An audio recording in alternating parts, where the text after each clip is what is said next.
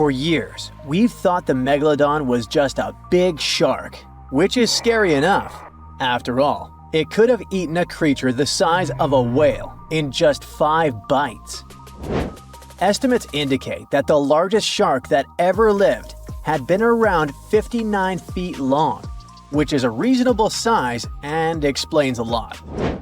But the scientific community was wrong. Very wrong. Now, scientists have proven that megalodons could grow up to 80 feet long, which is the same as a 6-story building. The creature would have certainly been dozens of times bigger than you if you had seen it underwater.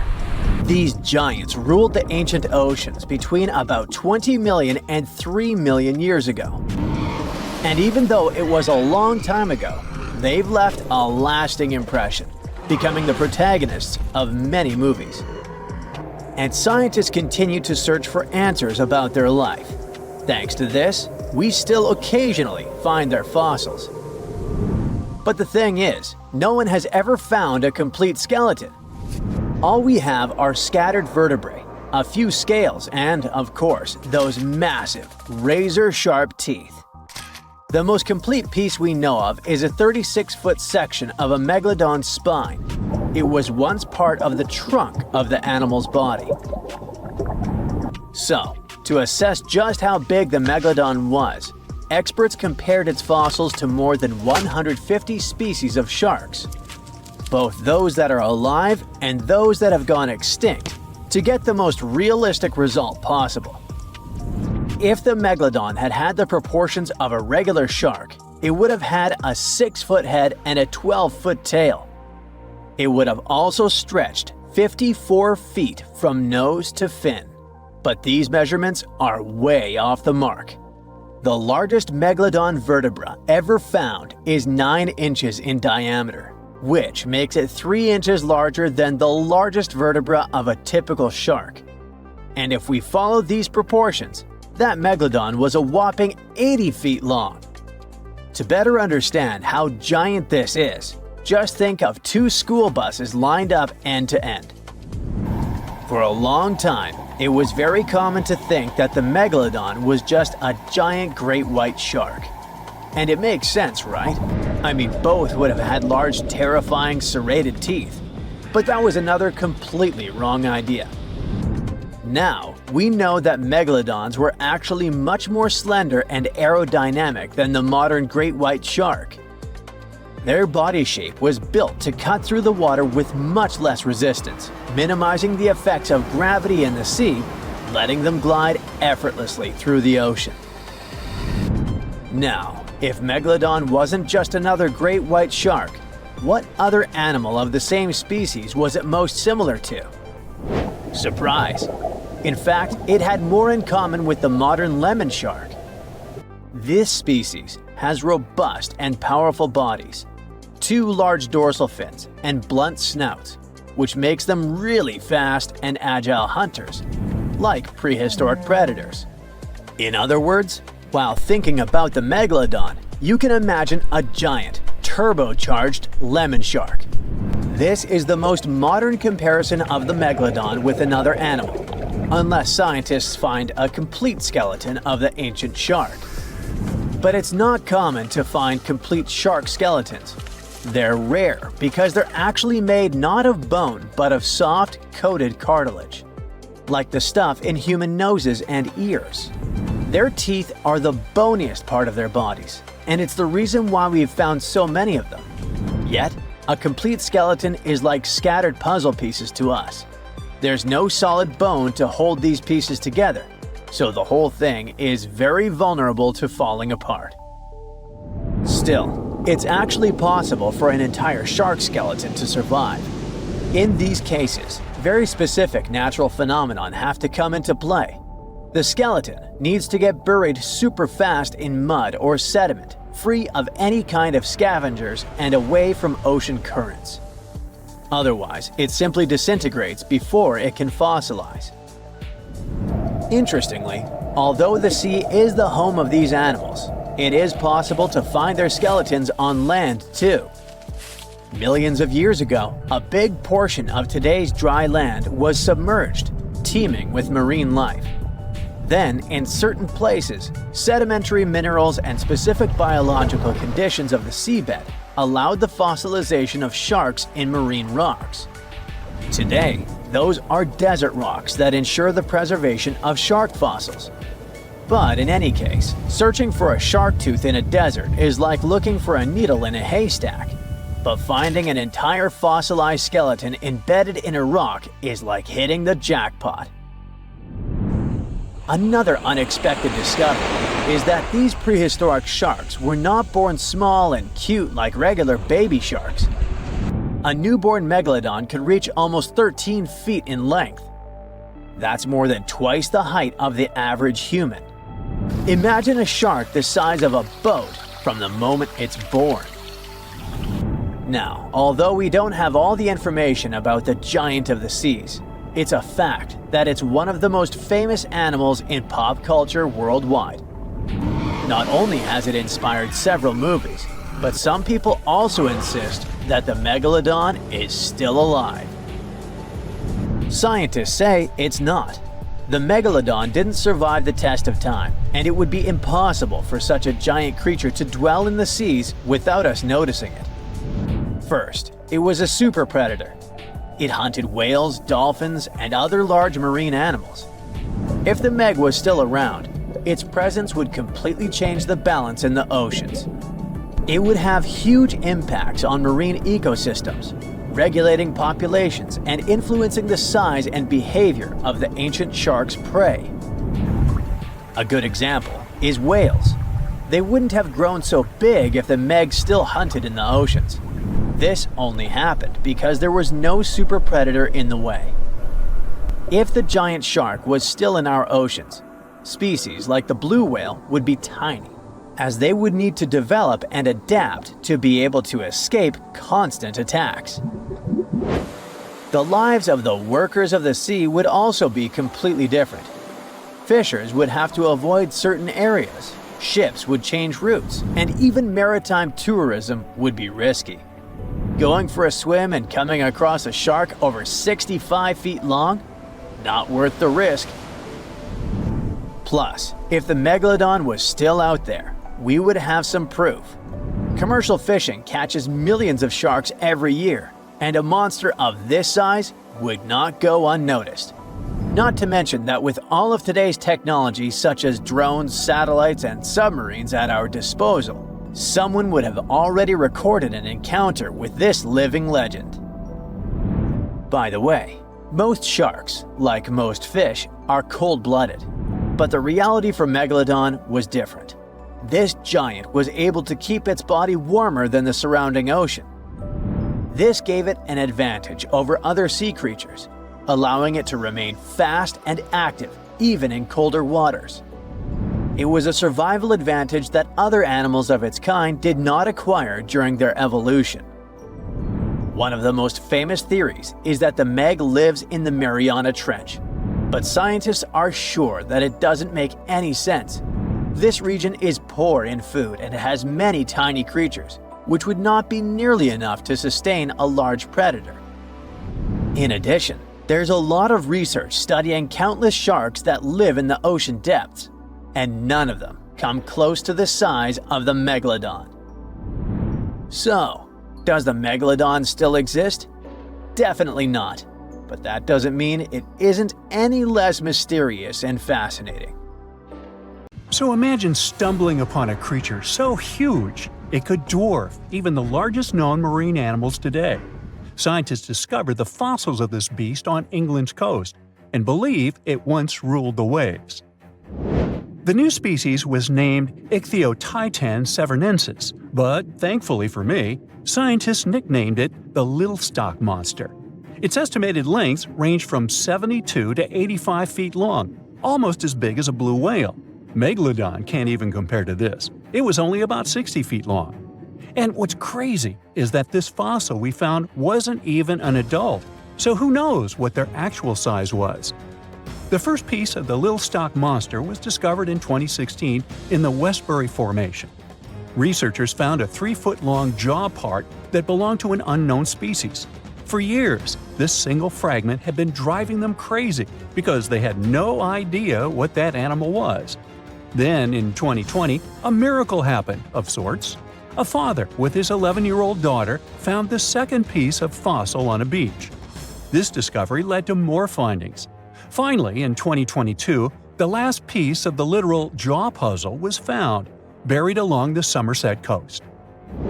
This leviathan belonged to the Shastasaurid family. Both the Lilstock monster and other Shastasaurids had one ancestor, so all the species in this family are super similar to each other. For example, all of them were the largest marine reptiles ever to exist.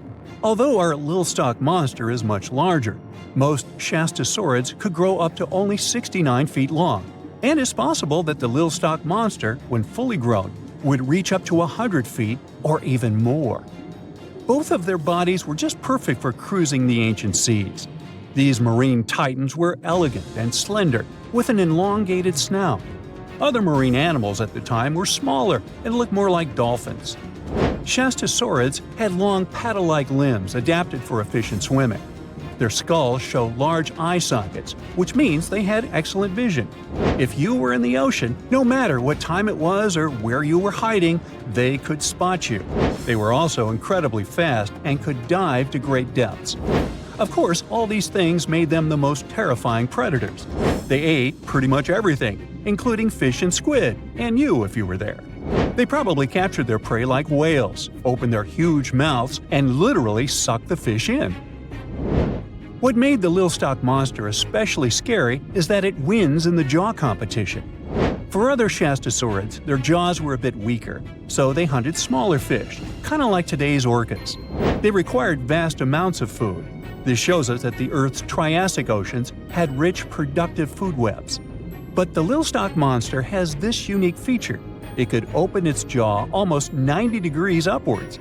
It also had tons of powerful muscles around. Its jaws were horrifyingly strong. So while others were hunting some squids, the Lilstock monster probably hunted large fish and even other marine reptiles. Fossils of Shastasaurids have been found everywhere in the world, from North America to Asia. This means that these creatures dominated and terrorized the oceans for millions of years, although even they weren't completely safe from scavengers. And that's exactly why we struggle to find these fossils now. Scavengers didn't leave any remnants of them. So, while we have some fossils of this marine family, they mostly remain a mystery for us. They lived in the oceans about 200 million years ago, in the late Triassic period. The Earth looked completely different back then. All continents were united in one Pangaea, a huge landmass. Some parts of this supercontinent were covered with lush conifer forests, while others were dry deserts and open prairies. It was before the famous Jurassic period, but there were already first pterosaurs and amphibians. It seems like those monsters were crazy resilient. The Triassic period was super unstable, but they survived through many changes in the environment. Well, until the last one. The Triassic extinction came out of nowhere. It was one of the Earth's big 5 extinction events. It wiped out almost all species on the planet, including these leviathans. It's still not clear what happened exactly, but it looks like there was a huge tectonic activity. Volcanoes in the oceans were going crazy back then. These massive volcanic eruptions have probably altered the climate and ocean chemistry, leading to the extinction of many species. Scientists have a theory that it might have happened because there was a rain of comets flying to our planet from the Oort cloud. This likely happens about every 200 million years or so. I wasn't around then, so I'm just guessing here. In any case, after the extinction, the Earth took some time to recover. Then it entered the famous Jurassic period. More terrifying sea monsters were on the way. One of them left us a colossal skull.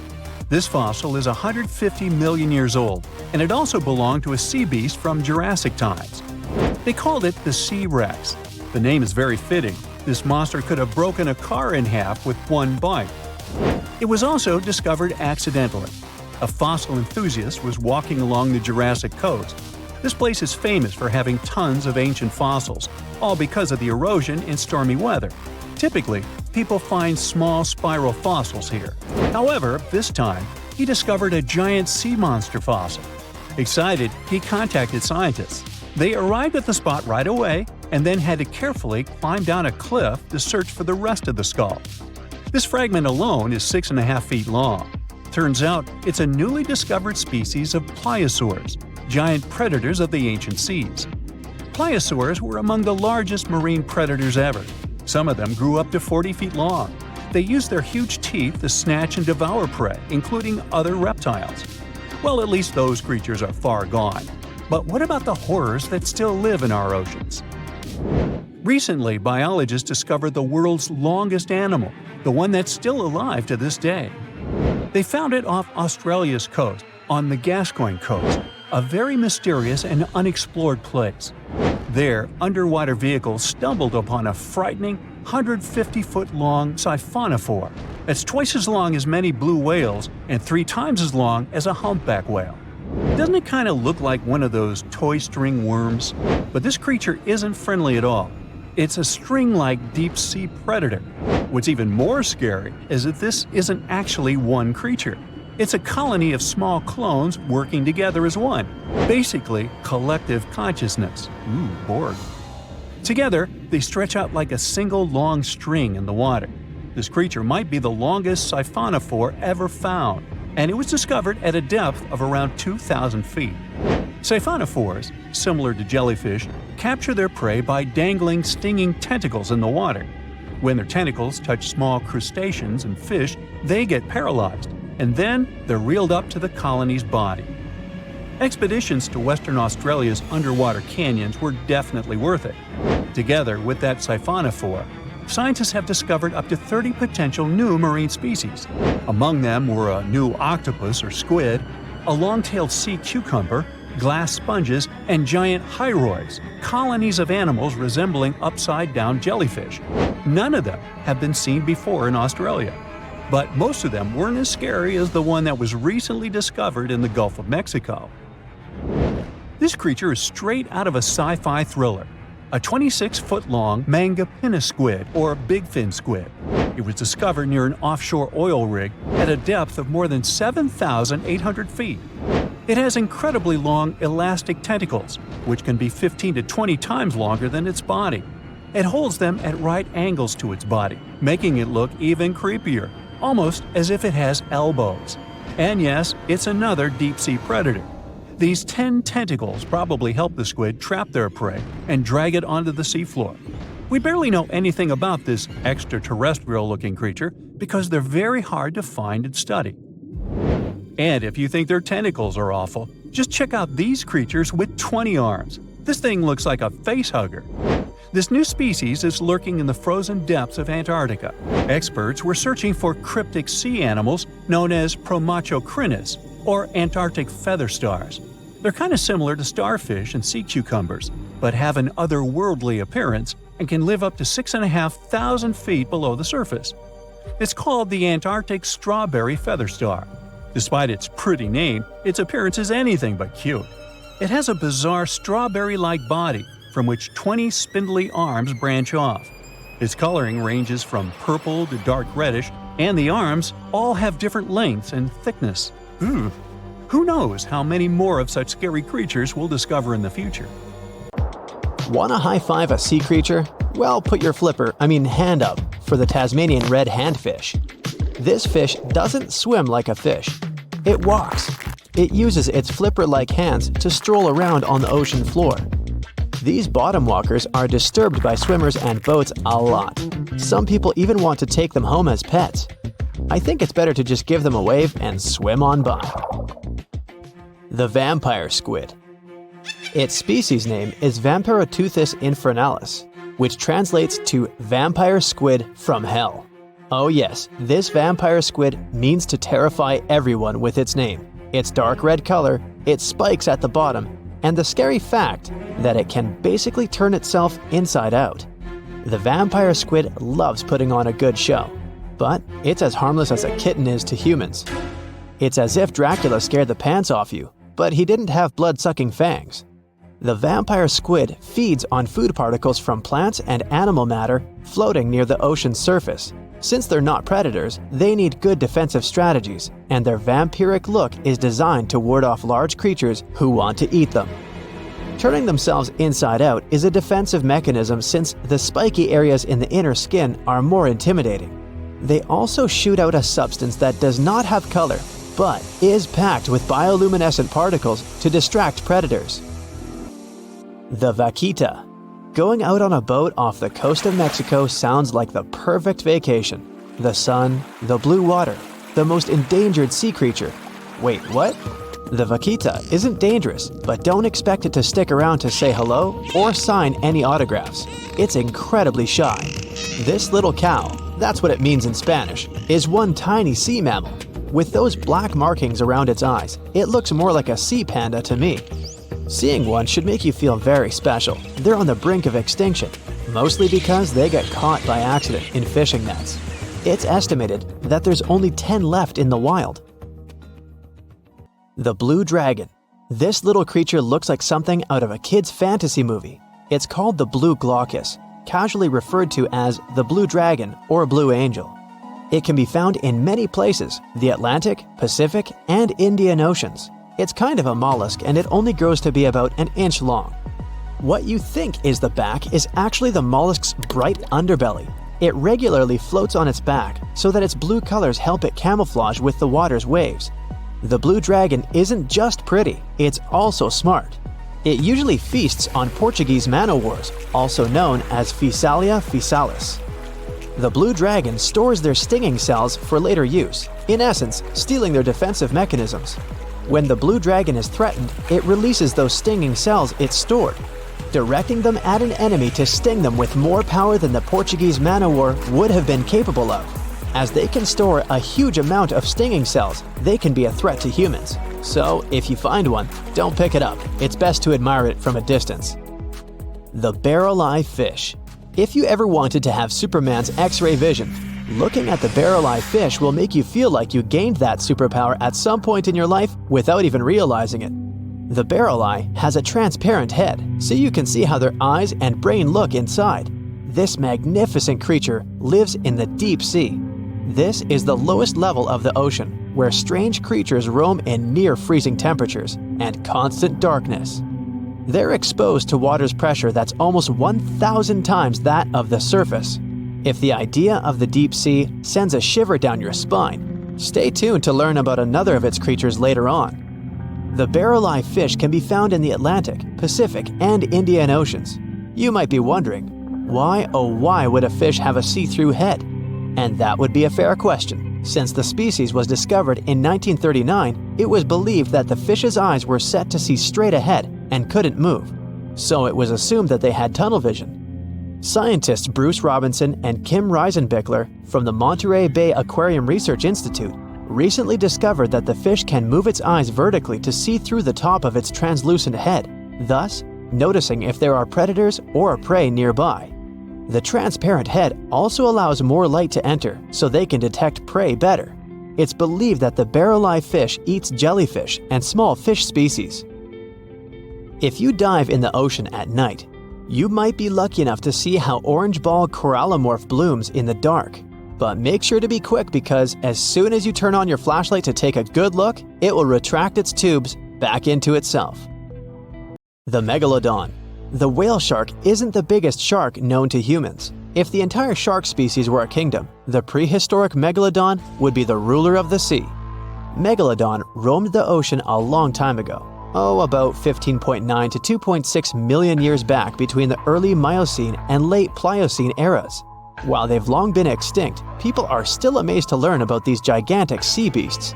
Megalodon could reach anywhere between 45 feet to 60 feet in length with jaws more than 6 feet wide. A fossil of a tooth that once belonged to a megalodon measured at 7 inches. Needless to say, I'm pretty stoked that these guys have long been extinct. But there's still some adventurers out there hoping to meet this monster one day. The Dumbo octopus. This adorable creature, or creepy creature, or however you want to see it, is officially called Grimpoteuthis. More casually, it's referred to as the Dumbo octopus, named after the Disney character.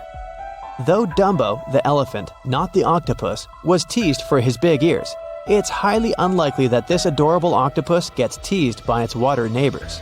They are the deepest living octopuses, living in the deep sea. and you know how scary that place is.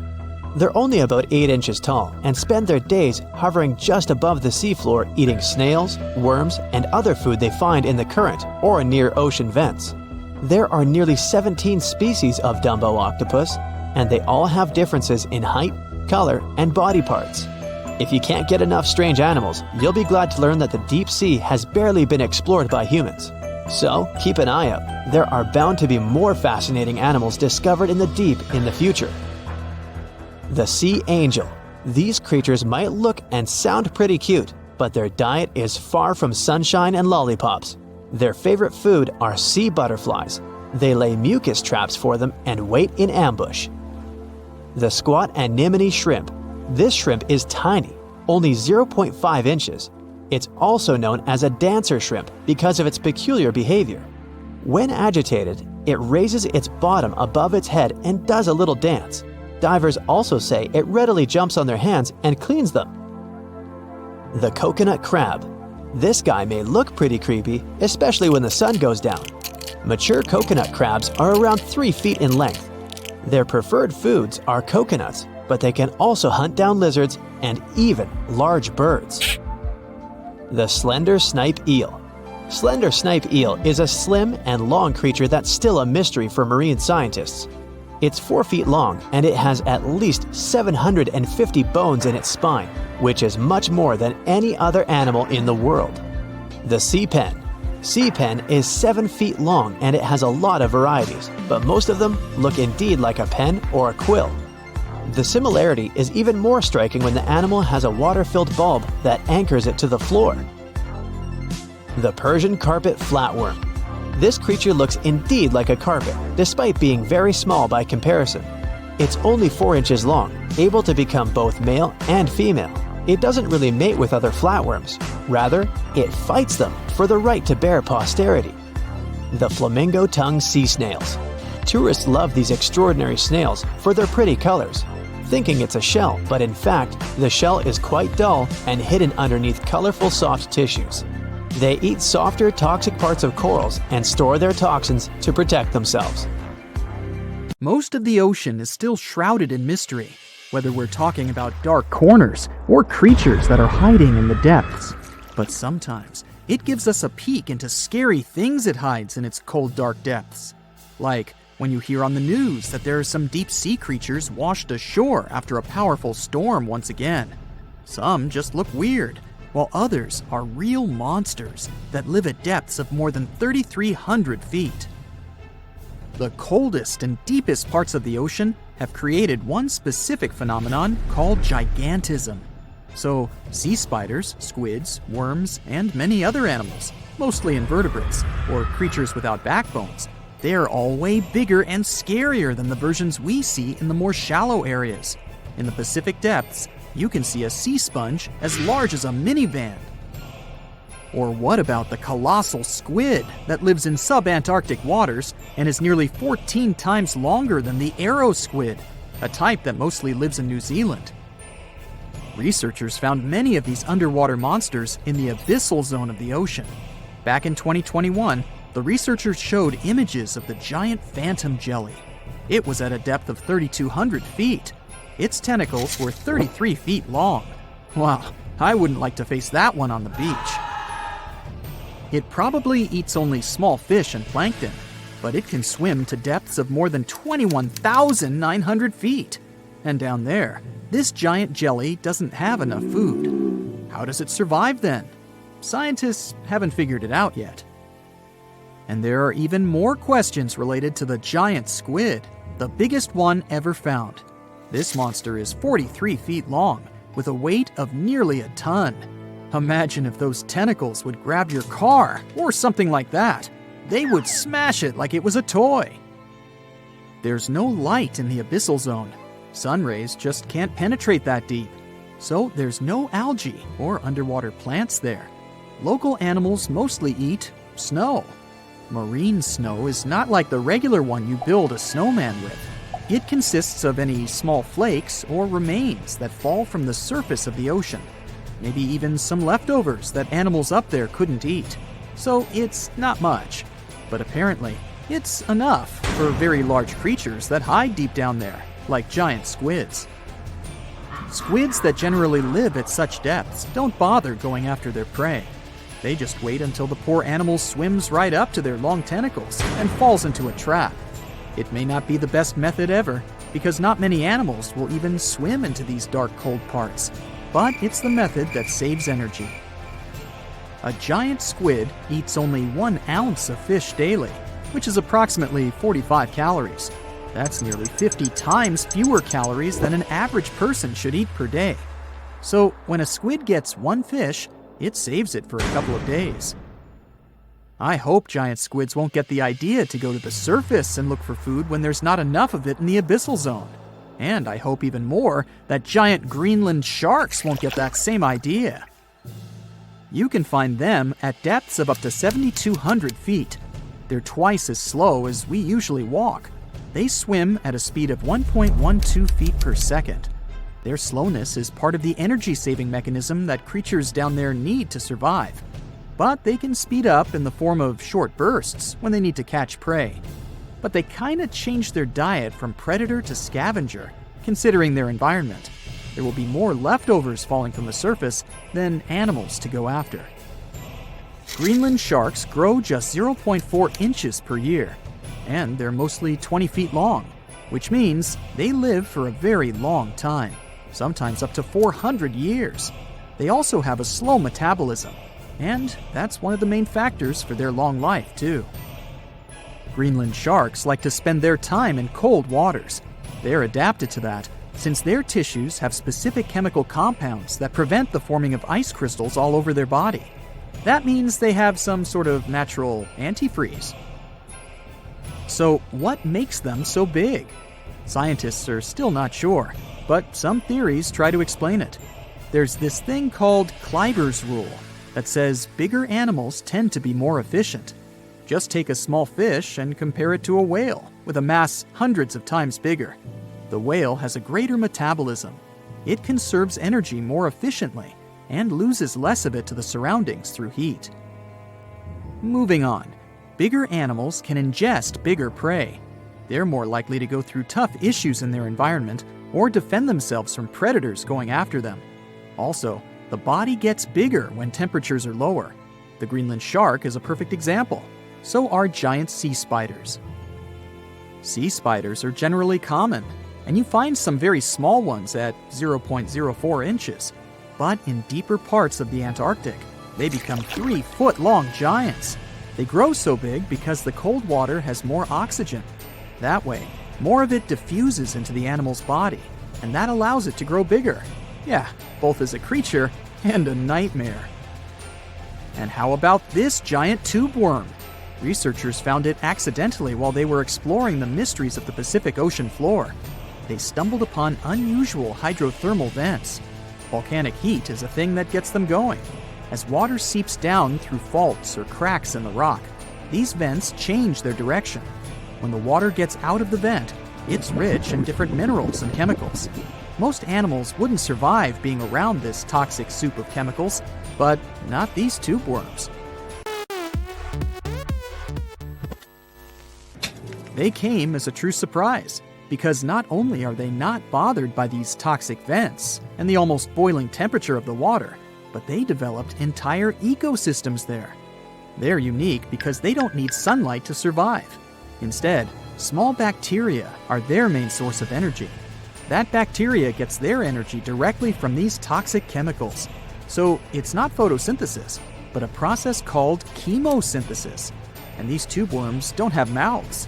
These bacteria live inside them. Strange story, huh? Plus, these scary worms reach up to 8 feet. Giant isopods are no better either. They lurk at the depths of the ocean of 1,640 feet or more below, far away from the sunlight, looking like some monstrous wood lice. They spend most of their time on the seabed, hoping to find some food falling from higher levels of the ocean. Check out their small hooked claws at the ends of their legs. Isopods use them to remain more stable while moving around the ocean floor. Since there's no light, they have long antennae that help them feel their way around. These sensory antennas are about half the length of their body. Giant isopods have pretty big eyes compared to their body size, too. They can grow over 12 inches from head to tail. And these fellas are really patient. Remember how we said animals down there rarely get food? Sometimes they need to wait for years to get a proper meal. That's why their metabolism is amazingly slow. 5 years later. They can go for 5 years without eating anything. Imagine that. I get hungry just talking about this. In 2006, a biologist did research to compare the differences between the shallows and the deep sea regions. He realized the deep sea mirrors the island rule. First, isolated parts of land develop biodiversity you won't find anywhere else. Second, small-bodied life there grows much bigger when it's isolated, compared to life on large land masses. Resources are limited, but also competition and predators. And we don't know much about these deep-sea creatures. It's too expensive and too complicated to carry out such research, so we'll just wait for more raging storms to show us at least part of the monstrous world cold ocean depths hide.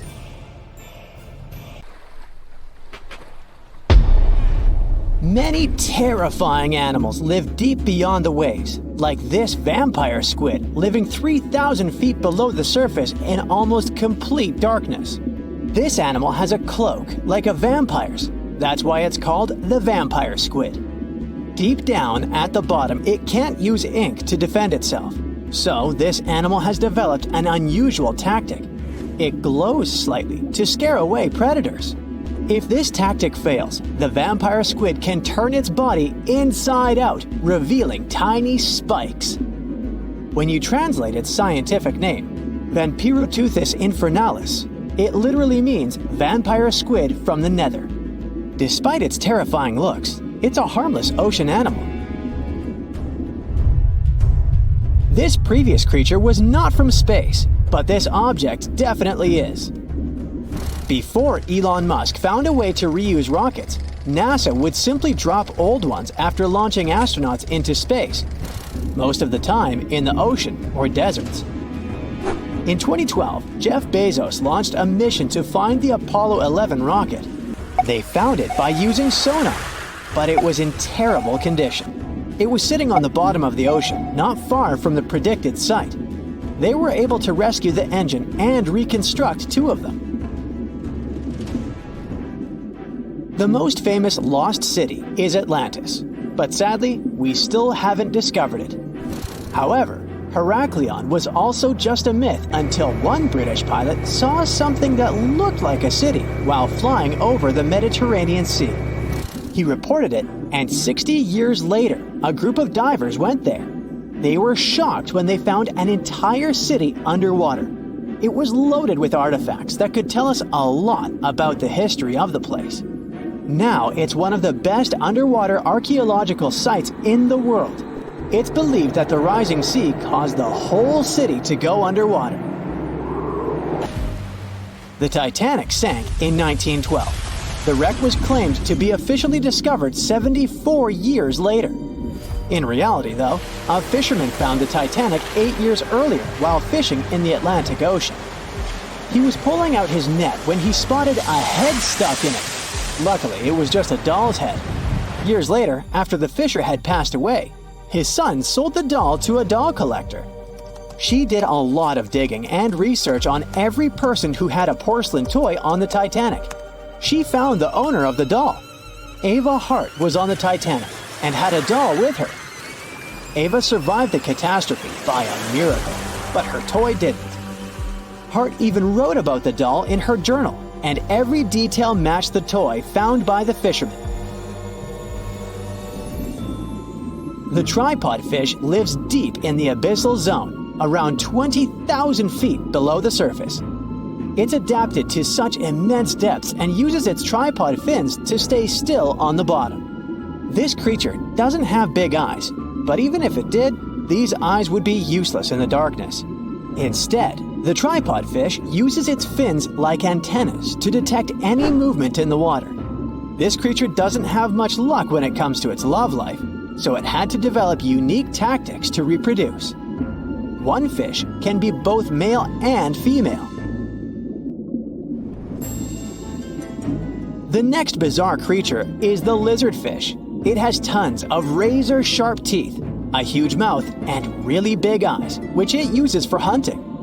All this makes the animal look freaky. The lizardfish lives at depths of around 11,000 feet in the midnight zone, where there is zero light. This freak of nature basically eats everything it can fit inside its mouth, from small fish to other lizardfish. On the other hand, when they see other reptile fish, they probably fall in love instead, because finding mates at those depths is not an easy task. Like the tripod fish, the lizardfish can be both male and female at the same time. When you think of a river, you usually picture it on land. Still, nature is quite unpredictable, and it created a river flowing under the ocean in California. It's running at a depth of around 2 miles.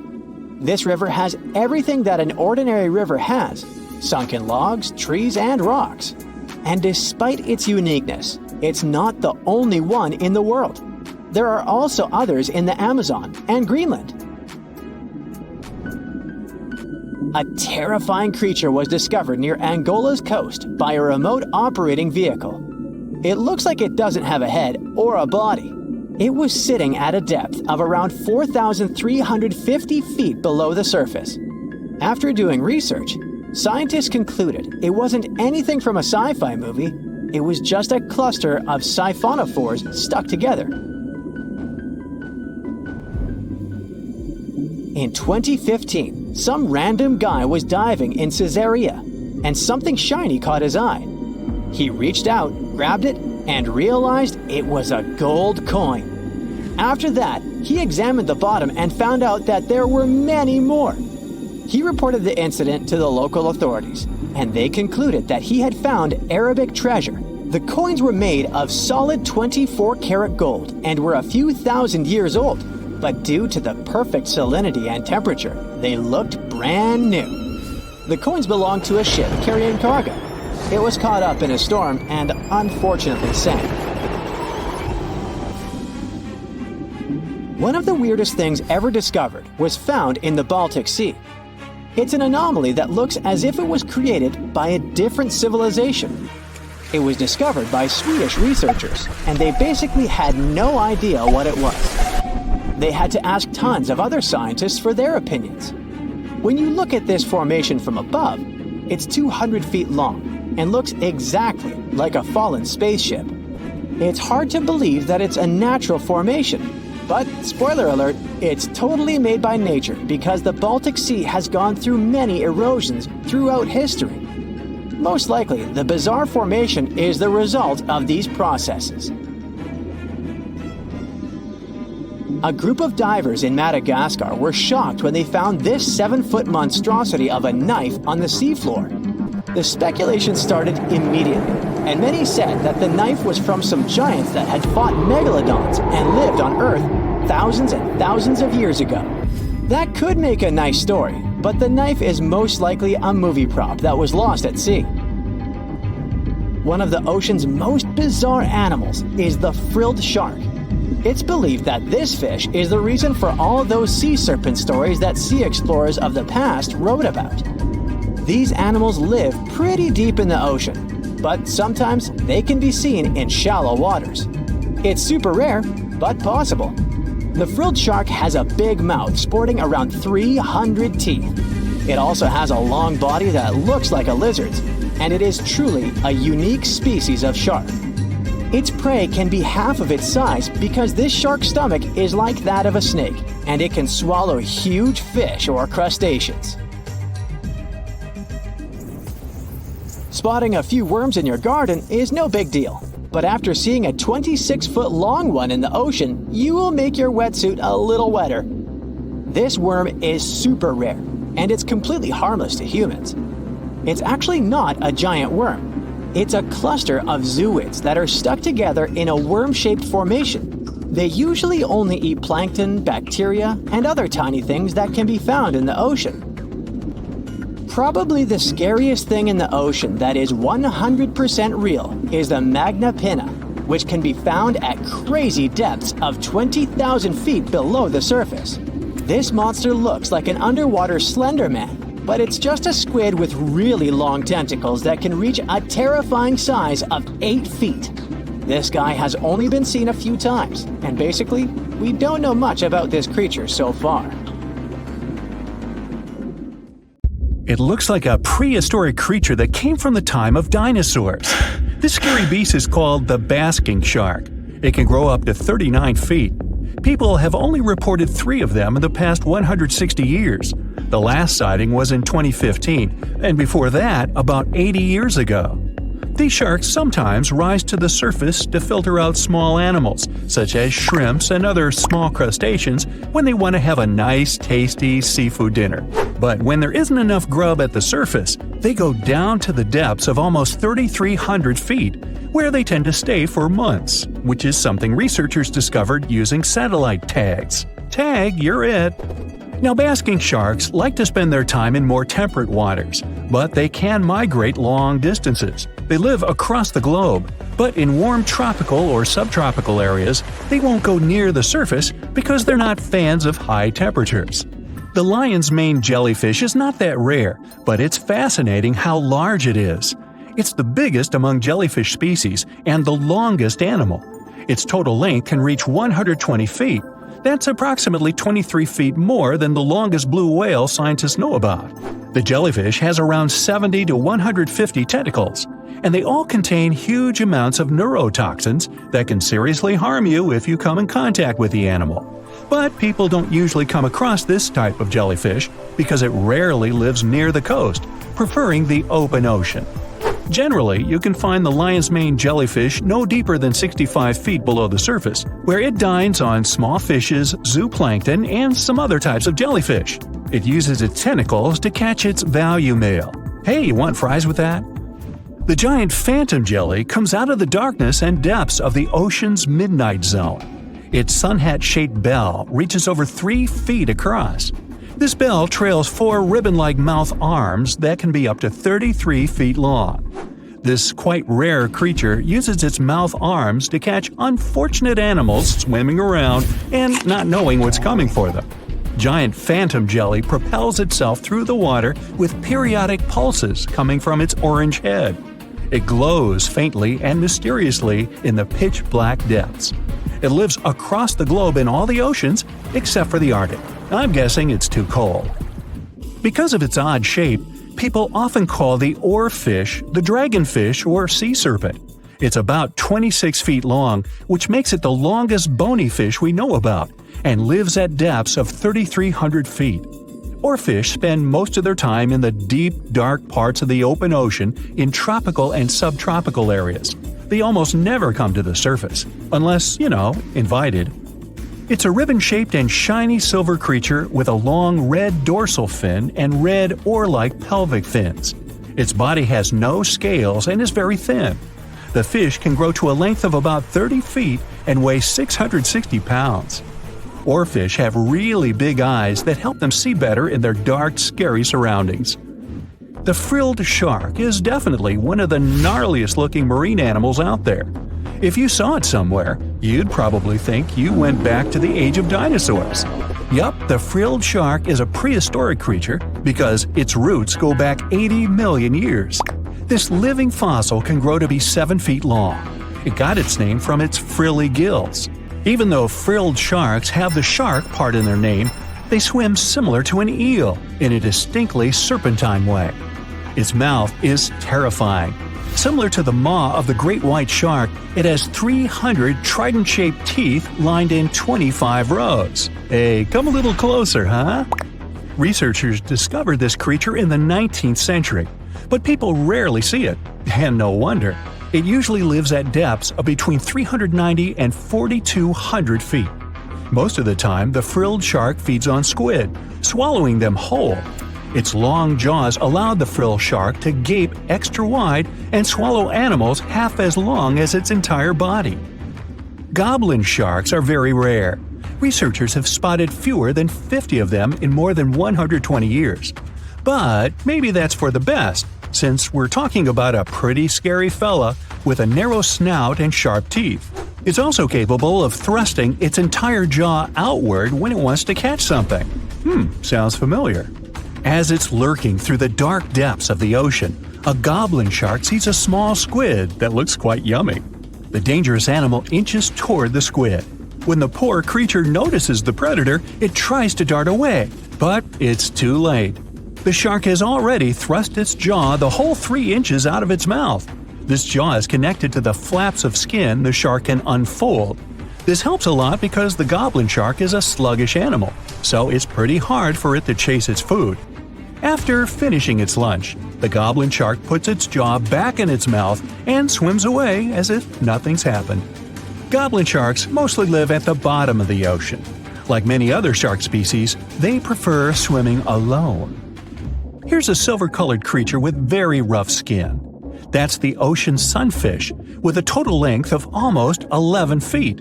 Its other name is mola. The ocean sunfish is the heaviest of all bony fish out there. People sometimes call it a swimming head because of its bizarre appearance. These creatures have such a weird shape because they're born with a back fin that never actually grows. It just folds into itself as the animal matures and creates a rounded rudder. The sunfish is a bit clumsy. It moves with the help of its mighty fins that allow the animal to swim on its side. This marine inhabitant is a solitary creature. It mostly feeds on zooplankton and jellyfish. The spotted wobbegong is one of the world's rarest sharks.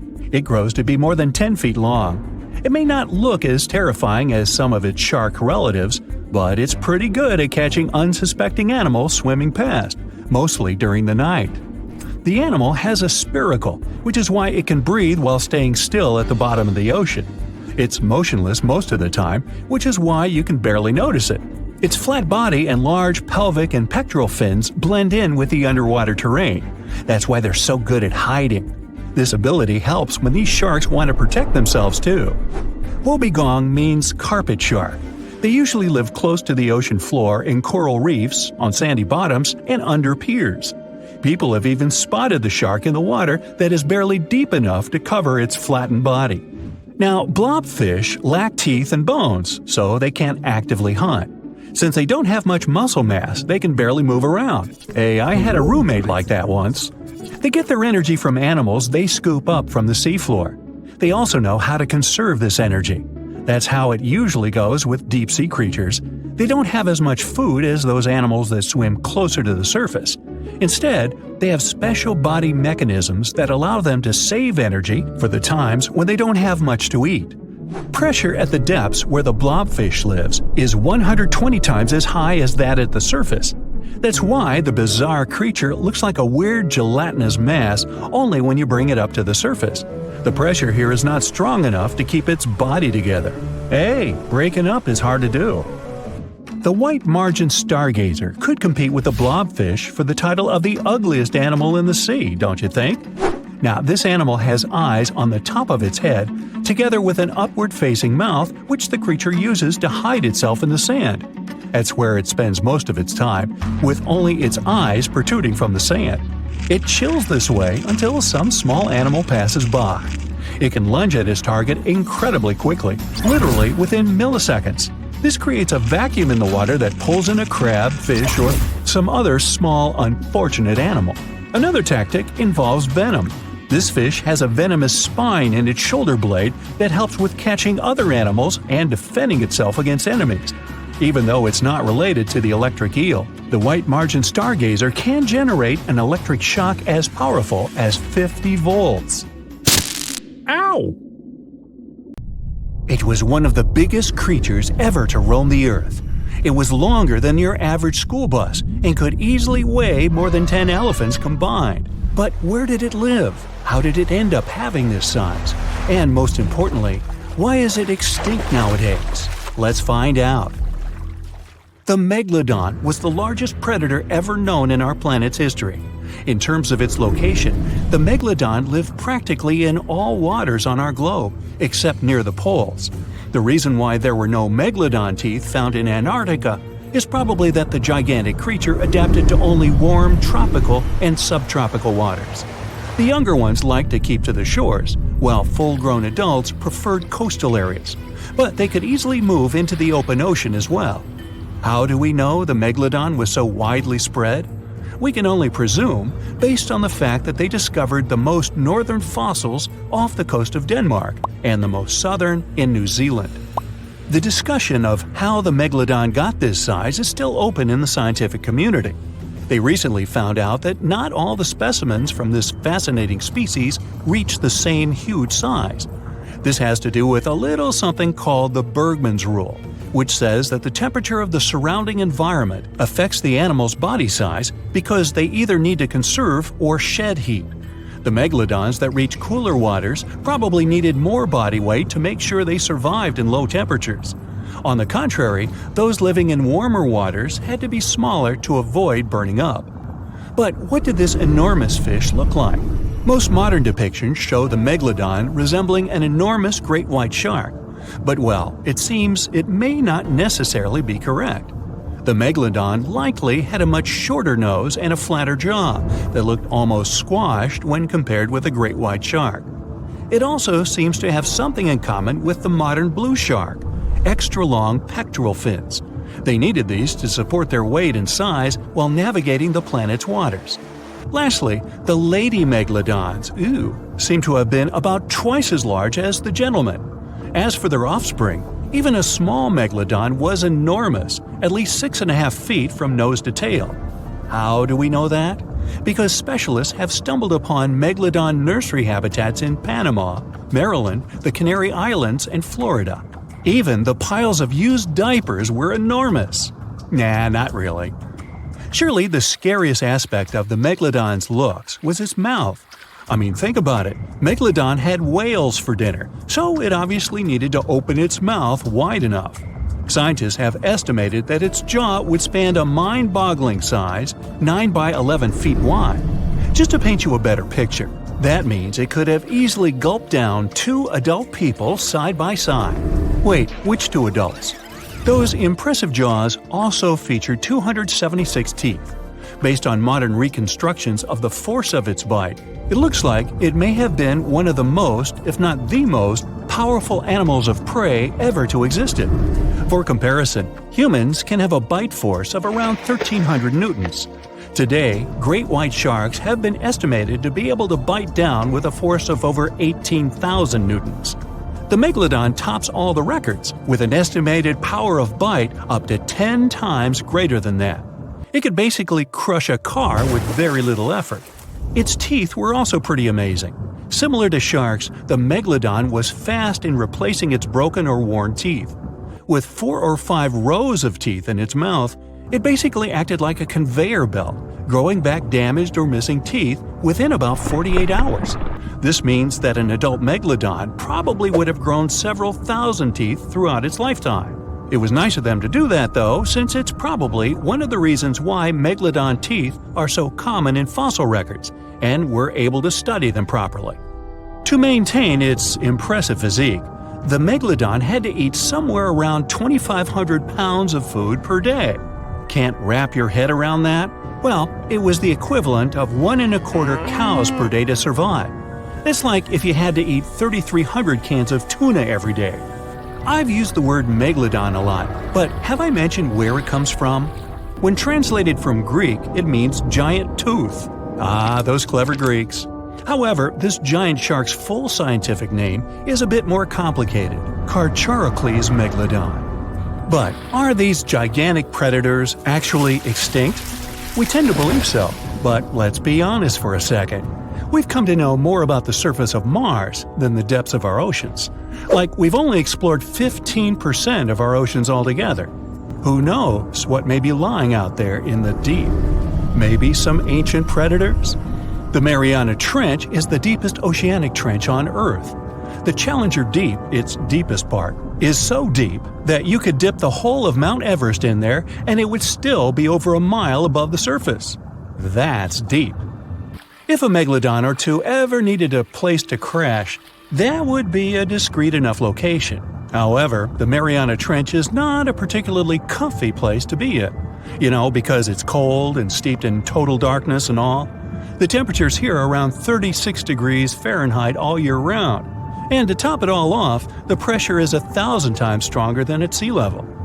So it's safe to assume that if any megalodon is hiding in here, its teeth and bones might not be looking so good. Because of the intense pressure here in the Mariana Trench, proteins and calcium start to dissolve and disintegrate. That's why, for example, the Haddell snailfish, the deepest dwelling fish we've discovered, has evolved to feature flexible cartilage instead of bones. To survive here, the megalodon would also need to learn to navigate in complete darkness. That means it would have to either become luminescent or evolve to grow massive eyes like the giant squid. While it may sound like an intriguing and good idea for a movie script, most scientists don't think it's possible. Why? Well, most of them say it's because of the megalodon's size. Most foods that megalodons like to eat live in shallow ocean areas and not in the deep sea. Specialists believe that if these animals were actually still roaming our waters, there's no way we wouldn't know about it. They would need to come up for dinner every now and then, right? Their food is also the most likely cause of why the megalodon is not alive anymore. While some specialists believe the megalodon became extinct because of a drop in the ocean water temperature, most scientists suggested that the shifting food chain dynamics may have been more to blame. Why? Because at some point, there was less and less of its primary food source, baleen whales, and at the same time, the numbers of its natural competitors, like smaller predatory sharks like the great white shark and whales, increased. The megalodon did live on this planet a lot more than we did, and way back when we didn't even exist yet. They were here for nearly 70 times longer than we, modern humans, have, inhabiting the oceans for around 20 million years. Homo sapiens appeared around 300,000 years ago. The megalodon managed to survive for so long mostly because of its unbeatable size. I mean, they can make a meal out of almost everything in the sea at the time. We may think about both of them as prehistoric creatures, but the megalodons and the dinosaurs never coexisted on Earth. The dinosaurs probably died out about 66 million years ago. Megalodons seem to have appeared a bit later. That's because the oldest megalodon fossils we have yet discovered are from the Miocene epoch, which began 23 million years ago. So long, Meg. You decided to go scuba diving for the first time. The water is clear and the sun is shining on the seabed. You take a few selfies and the fish swimming by when suddenly the ocean goes pitch black. You look up and, oh my, what is that gigantic animal? It's definitely not a shark, not a whale. Is it a turtle? Yup, but fear not, it's not gonna hurt you. If you had lived on this same Earth about 72 million years ago, then maybe this could have really happened to you. Scientists have recently found the fossils of a gigantic marine turtle that could have grown as big as 12 feet. If you don't have any idea of how big that is, let's see some examples. That's the average length of a hippopotamus, 6 golden retrievers, or 2 Michael Jordans stacked on top of each other. The turtle's scientific name is an homage to that old-school sea monster called Leviathan. Maybe you remember this from old-school history lessons. The Leviathan is supposedly a mythical creature that would swallow entire ships or people that were deemed too greedy by the creature. Can you imagine being swallowed by this humongous sea turtle? No, thank you. The fossils of this gigantic creature began to be excavated between 2016 and 2021, all the way in northeastern Spain. The first fossil was located by a hiker in the Spanish Pyrenees, and it was around 8 inches long. The pelvis of this turtle alone measured around 35 inches. It would definitely be one of the biggest turtles today if it hadn't gone extinct. FYI, the largest living sea turtles today can reach up to 6 feet in length, which is already pretty big.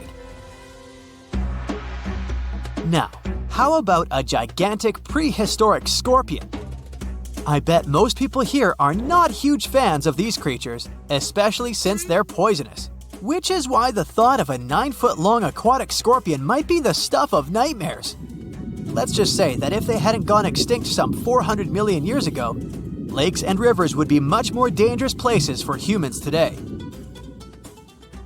These gigantic insects were considered to be apex predators in their time, hunting everything from fish to other animals, even of their own kind. Yikes! I got goosebumps just imagining these creatures. Should we thank the asteroid that hit our planet now or later on in this video? Another prehistoric animal that would shock humans if it were still alive is the so-called Megatherium, a gigantic sloth. This huge sloth is believed to have grown up to 20 feet long, and its weight could be up to 8,000 pounds. It was found in the woodlands and grasslands of South America. The creature used to stand on its 2 feet in order to reach leaves on high branches. These giant sloths had huge claws. They helped them climb trees. I gotta say, I feel uncomfortable imagining these elephant-sized sloths climbing trees. Oh, of course, some dinosaurs will make our super-sized creatures list. But before that, here's a fun fact. Did you know some dinosaurs are still alive today? Scientists have proven that birds are classified as theropod dinosaurs. Such infamous creatures as the T-Rex and Velociraptor belonged to this group. I'm sure you've heard these names even before you watched Jurassic Park.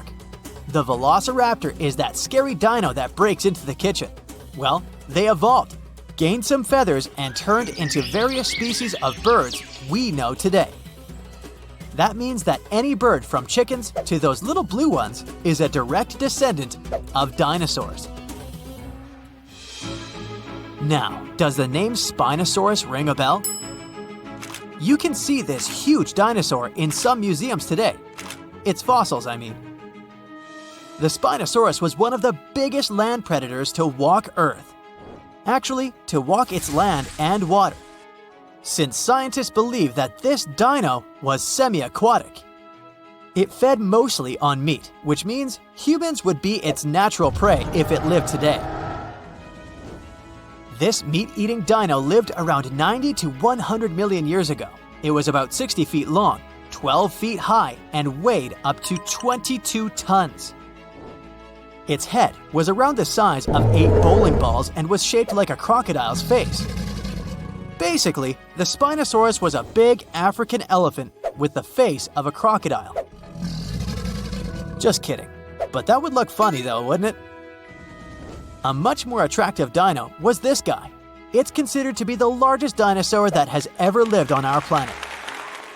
What made it so big was its extremely long neck and very long tail. You wouldn't want to stand behind this creature, believe me. If it decided to swish its tail, you'd get catapulted very far away. This creature lived around 100 million years ago, and its fossils were first found in Argentina around 2012. The dino measured 120 feet from head to tail, which made it almost as big as an American football field in width. And have I mentioned it weighed almost as much as a space shuttle? A staggering 75 tons. If it had been a carnivore, it would have probably been the greatest predator. But this big guy was a peaceful herbivore that had such a long neck that it could eat leaves from high trees. Cute, right? We must also talk about the Shastasaurus. As the name suggests, this animal is popularly known as the Mount Shasta lizard. Even though it was a marine reptile and probably never set foot on the mountain itself, this dino was usually around 23 feet long, but there was a specific strand of this species that could get as big as 69 feet long, about the size of the great blue whale. This made it the biggest marine reptile to have ever lived. A fun fact about the Shastasaurus is that scientists believe it didn't even have teeth, which means it could only feed on soft-bodied prey, such as squid, for example. The next animal on our list is the blue whale. Believe it or not, the biggest living animal on Earth actually started small.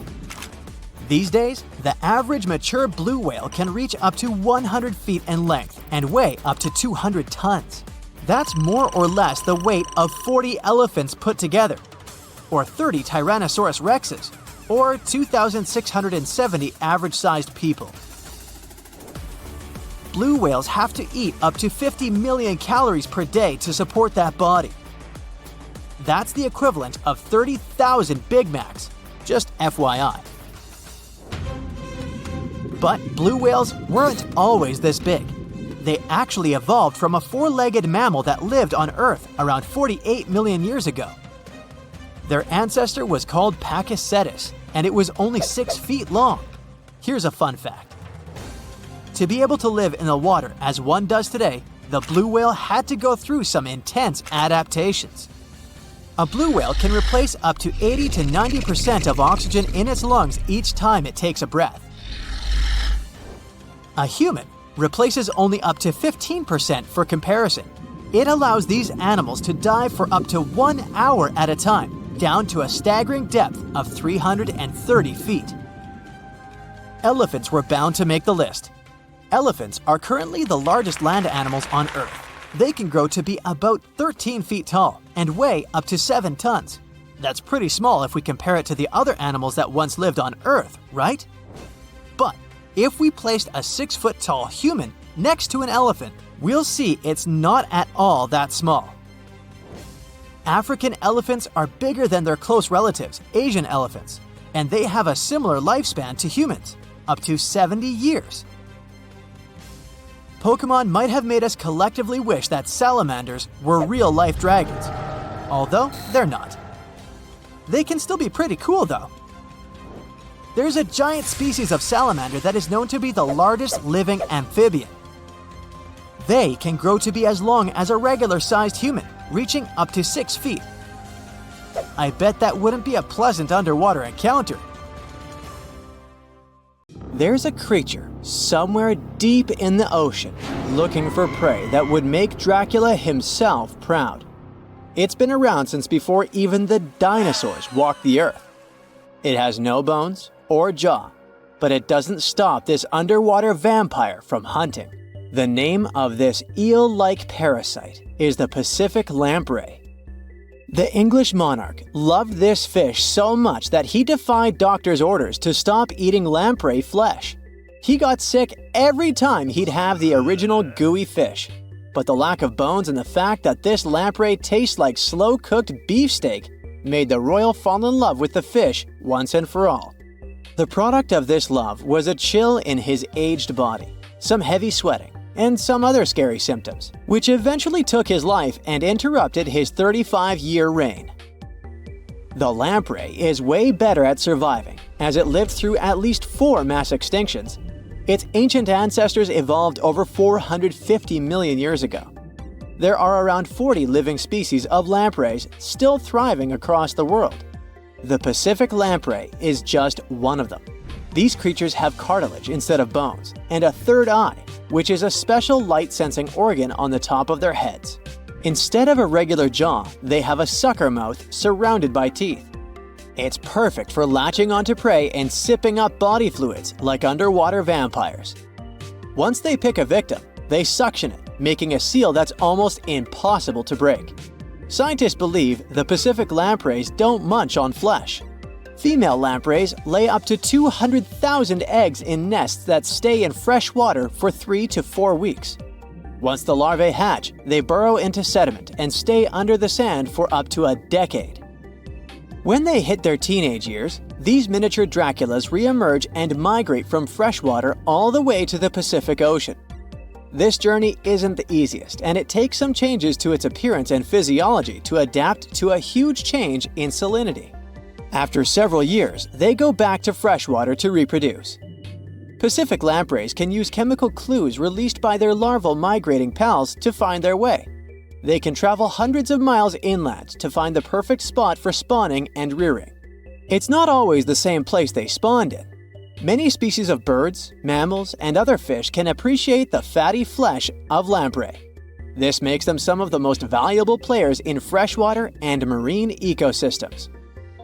Another lamprey type, The sea lamprey is native to the Atlantic Ocean. It's not that dangerous when it's at home, but once it gets to the Great Lakes, it becomes a real threat to the 4 local native species of lamprey. The sea lamprey is up to 4 times bigger than the lake species. It has unlimited food and spawning grounds, and no natural predators here, so it becomes cocky. It secretes an enzyme that doesn't let the blood clot. Once it attaches to some unsuspecting fish, it spends the next several months feeding off of it. And even if the fish shakes the lamprey off, it doesn't have long to live because the mark the predator leaves behind. Sea lampreys aren't interested in humans, but can accidentally latch onto a swimmer. It won't be fatal, but it's not the most pleasant sensation, and you need to get the spot of the impact disinfected. The Australian box jellyfish looks harmless, but it's considered the most venomous marine animal. Unlike other kinds of jellyfish that float with the current rather than swim, this creature can reach an impressive speed and choose its own direction. It has tentacles covered with tiny darts loaded with poison. People and animals that get unlucky enough to meet with those tentacles face some scary and sometimes even fatal consequences in a matter of minutes. Before you decide to never revisit the ocean, you should know that only a few out of around 50 existing species of box jellyfish have venom that is lethal to humans. There are some not-so-dangerous species living in warm coastal waters worldwide. And the most dangerous ones are in the Indo-Pacific region and northern Australia. A blue-ringed octopus spots a signature psychedelic color and the ability to take away your life. This cute-looking sea monster likes to spend its time in the soft, sandy bottom or shallow tide pools and coral reefs. It normally hides in underwater crevices, among shells or debris. If you disturb it, the octopus will activate its tiny color-changing organs and demonstrate its blue rings as a warning signal. The next step will be releasing a venom 1,000 times more powerful than cyanide. This venom is more toxic than that of land mammals. The octopus normally uses it to hunt crabs, shrimp, and small fish by pecking them with its beak and paralyzing them. There is no known antidote for the venom, so if you ever see this sea creature, the best you can do is to stay away from it. It bites without any pain, so you might notice when it's too late. The good news is that it's not aggressive and won't go after you unless it's cornered. The reef stonefish are masters of disguise in the underwater world that camouflage themselves on rocks, coral reefs, or just blend into the seabed. They thrive throughout tropical marine waters of the Indo-Pacific. Their invisibility superpower makes them especially dangerous to their prospective victims they ambush and swallow whole. If someone happens to disturb them, their 13 defensive dorsal spines stand on end and deliver a powerful venom punch. They say stonefish stings are extra painful and lead to scary consequences within minutes. They're called the most venomous fish in the world. If you don't do anything about it, the impact can be lethal. If you ever go diving in the Pacific Ocean, be careful not to pick up a cone snail from the seafloor. It has a beautiful shell made of brown, black, or white patterns. Like most other snails, it's slow, but it has a complicated system of seeking out prey. It likes to snack on fish, marine worms, or even other snails. Once a cone snail senses food is near, it activates a sharp proboscis, or a needle-like protrusion from its mouth. The attack is swift and super potent. The victim doesn't even have time to realize what happened to them. Once it's completely incapable of moving, the cone snail swallows it whole. Humans aren't on its menu, but it can still release the venom if someone steps on it or disturbs it. The proboscis can even penetrate gloves. Luckily, only several out of over 700 species of cone snails can take a human's life. But since there's no antivenom, you better not risk it. All 52 known species of sea snakes living mostly in the warm tropical waters of the Indian and Pacific Oceans are venomous. The beaked sea snake even has the title of one of the world's most venomous serpents, but it's one of the few kinds that can pose a real threat to humans. Sea snakes prefer a peaceful coexistence and would rather slither away than engage in any confrontations. If you ever see them in the water, staying calm and moving slowly will save your life. Sea snake bites, although almost painless at the moment, can have varying degrees of impact.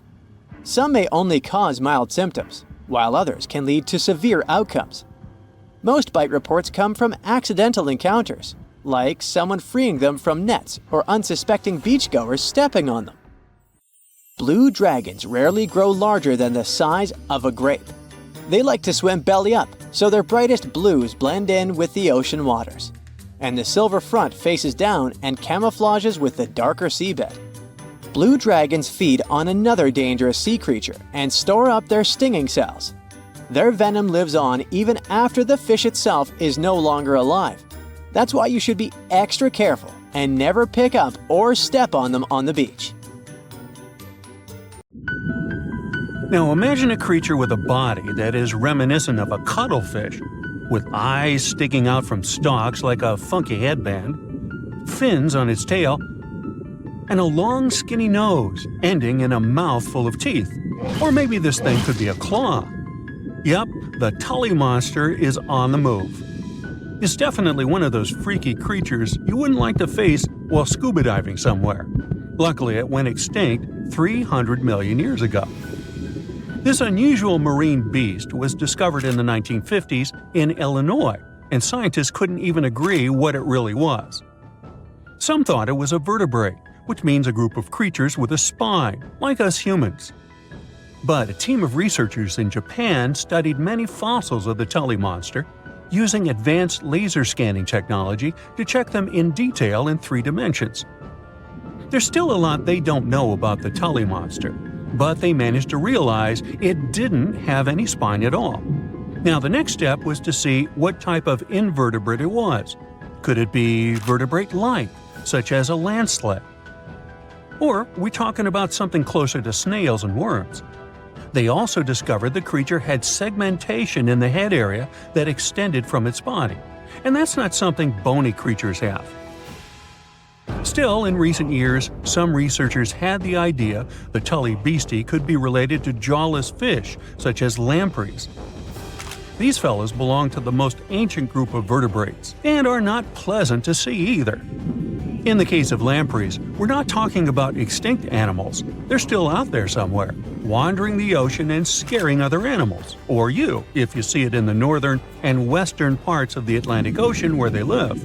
And they've been here really long, even before the dinosaurs. A long time ago, long before humans or I even existed, there were eurypterids, weird creatures from a group we call arthropods, which includes spiders, insects, and crabs. But eurypterids were unlike anything you've ever seen before.